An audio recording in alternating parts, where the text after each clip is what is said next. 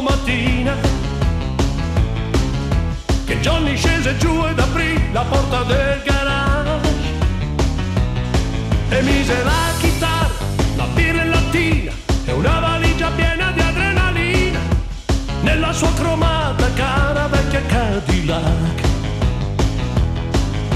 È grigia e lunga l'autostrada per andare a Memphis. Se vai da New York City giù fino in Tennessee, l'asfalto picchia duro, ma Johnny è sicuro. E poi qualcuno ha detto pure, lo giuro, che l'hanno visto ancora in giro. Red and rock and roll, he read a rock and roll, he read a rock and roll, he read a rock and roll, he read a rock and roll, rock and roll king, he read a rock and roll, he read a rock and roll, ancora in giro re, he read a rock and roll, he read a rock and roll.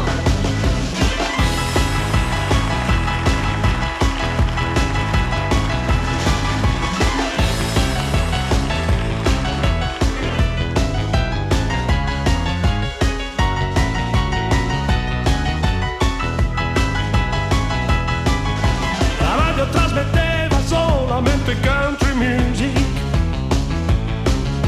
La bionda quello schianto che faceva l'autostop, stanto aggrappata a Johnny, promesse negli occhi, la donna a corte gambe lunghe così, gli disse andiamo in Louisiana giù fino a New Orleans.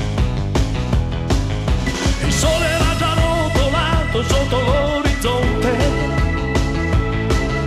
e Johnny pensò bene di fermarsi per un po'.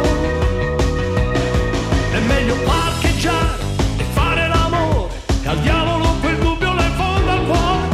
Ma chi l'ha visto ancora in giro? Read a rock and roll, he read a rock and roll, he read a rock and roll, ah, rock and roll king, he read a rock and roll, e ancora in giro re, he read a rock and roll.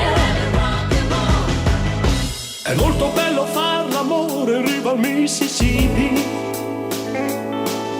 con quelle stelle in cielo, una ragazza che ci sta. Se senti una chitarra che suona lontano ed una voce calda sfiorarti piano, è vero che c'è ancora in giro red and rock and roll.